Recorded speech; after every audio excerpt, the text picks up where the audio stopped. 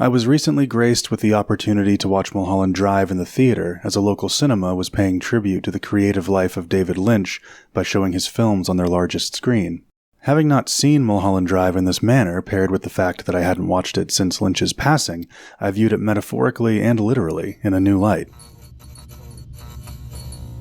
This film has been analyzed forwards, backwards, and inside out, so I won't rehash what's already been done by minds more marbled than mine.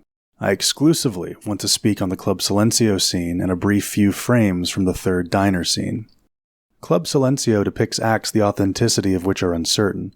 They could be occurring live before our eyes, or they could be previously recorded, and we are watching actors mimic the source of the sounds we're hearing.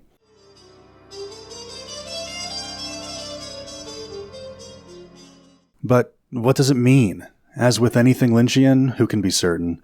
That being said, watching it after the death of the great artist, its mystery felt reconstituted. Perhaps in the context of the film's story, Silencio is a nightmare within a nightmare, reminding Betty that, no matter her intentions, in the modern world everything will always be remembered, including her implied crimes. No amount of regret or familiarity with Rita will change what she did, and soon everyone will know it. But rewatching the scene with Lynch's passing in mind, it felt like it was a commentary on art itself. The artist leaves a piece of him or herself behind in every production of their craft, and if those pieces are electronically preserved, then even in death your song can be heard. The script for Mulholland Drive itself, at least the version I found online, not only doesn't have any reference to Club Silencio, but in fact will come as a shock to fans of the revelations related to the dream state subplot. What's on the page is in stark contrast to what's on the screen. The story of why Club Silencio was filmed is covered elsewhere online, however its inclusion in the final edit and its placement should not be mistaken for an afterthought. Before finishing this point, allow me to emphasize why I focused so heavily on Club Silencio by referencing a different scene. Something else I noticed on the big screen was that when Betty is finalizing the blue key crime, she has underarm hair. And before you discount that as a personal choice by Naomi Watts unintentionally caught on camera while wearing a sleeveless shirt, the coital imagery leading up to this moment, which I can't show without additional editing of the naughty bits, show Betty's grooming choices adhere to the well-known Hollywood standard.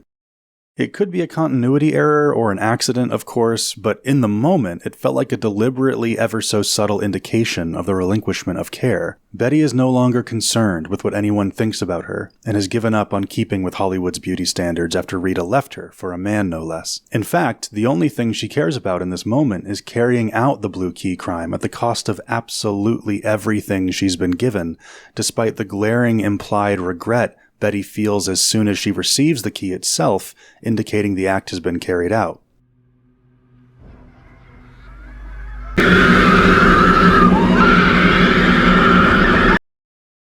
Betty was given beauty, money, love, a free home in the city of her dreams, and hard-to-acquire work in a notoriously competitive field by her friend and occasional lover, Camilla Rhodes.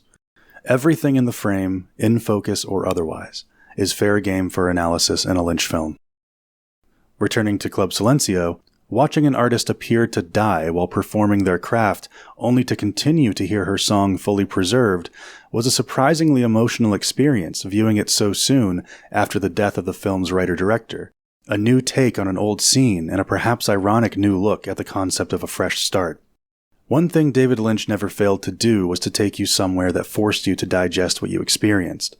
There are multiple ways to tell a story. Some focus on the telling of the story itself in a way that guides the observer, like the clicking tracks of a theme park ride, through the exact series of events required to convey what the artist had in mind. Others want to leave the viewer with a questionable experience that can be personally resolved. Whether or not the audience knows about it, I know about the character's past, and I just want the actors to know. Like, for instance, Brad Pitt's character Aldo has a rope burn, but I never wanted to explain how it happened. I desperately wanted to know. Well, I wanted to just figure it out. If I wanted you to know, I would have told you. I like the idea that if you contemplate why there is a rope burn there, and 3 different people come up with 3 different reasons why he got a rope burn, those are 3 different movies you all saw. I like the idea that you open up the briefcase in Pulp Fiction, and I don't tell you what's in there, but it's up to you to figure out what's in there, and now that's your movie. Now, if I tell you at this table what it is, then you'll throw that away, and I don't want you to throw away. That's your movie. We happy? Yeah, we happy.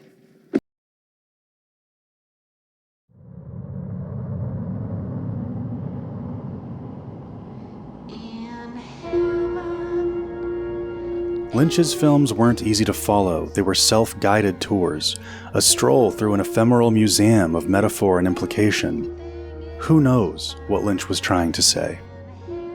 But I, for one, am glad that, even in death, we still get to hear him say it.